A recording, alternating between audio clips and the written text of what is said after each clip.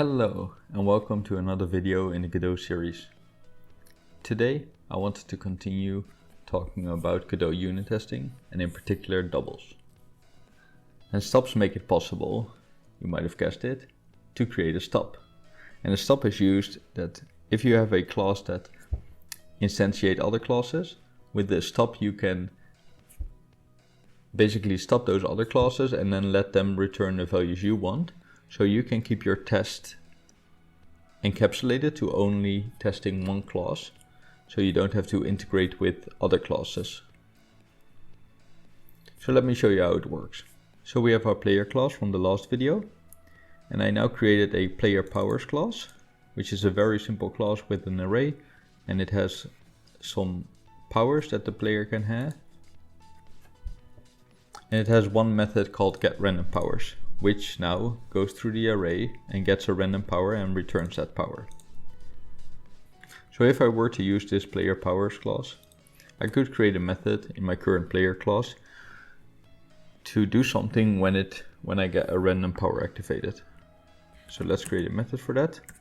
Activate random power, which calls the player powers, get random power, and puts it into a variable, new power. And what we could do then is do a match on new power. And let's say we want to check that if the player gets the double health power, we want to increase the player's health with double the current health. So what we could do then is do HP times 2, and we can say if the player matches the invisible, we can say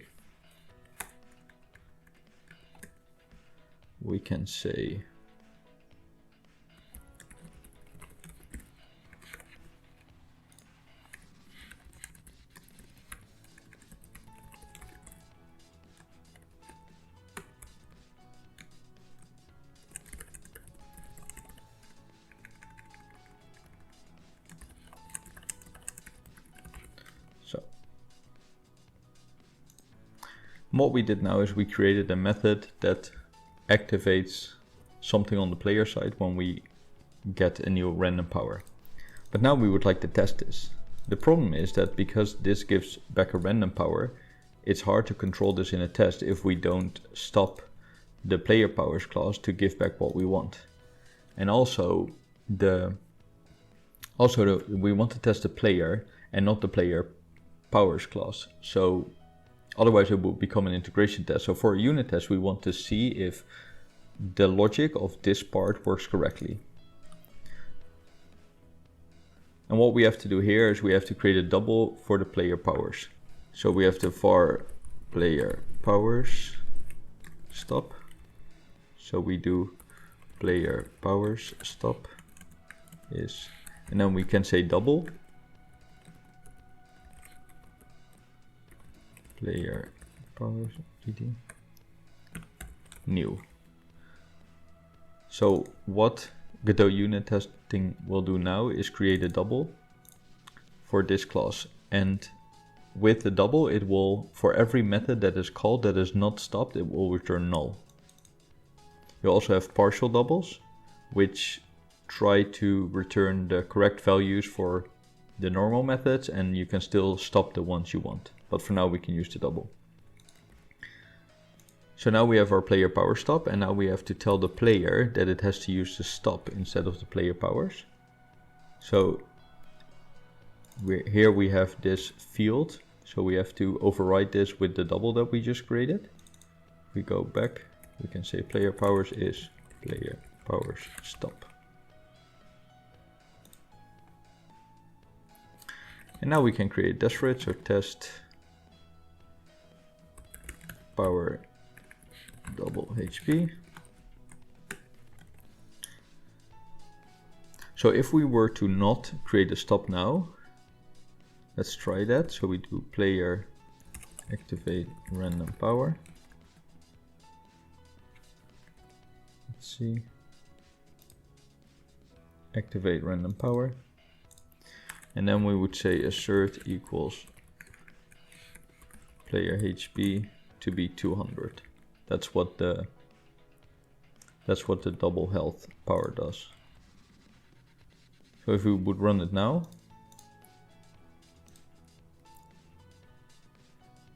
it would say that the value is still 100 and we expected it to be 200.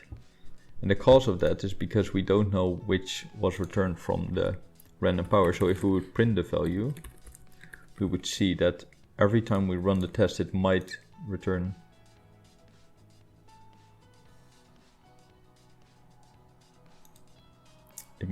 something else.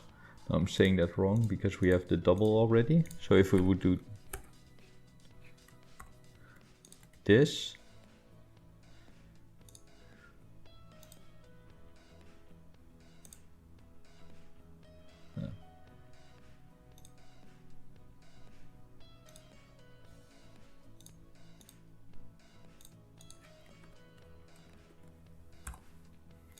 so now it will return null because we doubled it. So if we run it,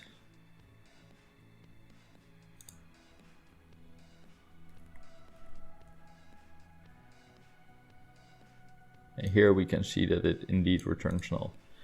So now we can create our stub. And we do that simply by saying stop, and then we have to say the class we want to do it on. We have to create a stop, then we have to say on what we want to create a stop, so that is the player powers stop, and then we have to say which method we want to stop. So which method in the player powers do we want to stop? We go back to the player powers, it is the get random powers, which is also used here. Get random powers, get random power. So we put this in quotes saying like from this class we want to stop this method, and then we say it should return to return, and then we say what it should return. So it should return the double health. So now it says stop from this class, this method, and return this value when this will be called. Let's test this. And it works. So if we would change this to another power, let's say invisible, then the test will fail. As you can see. And if we also go back here, we can see that the returned value is invisible. And with this we can create tests for every one of the powers to see if they apply the logic correctly that we actually do in the players class. With this it becomes very easy to control what values are returned from other classes, so we can make sure that we can test our code correctly and consistently. Well, thank you for watching. I hope you have a nice day.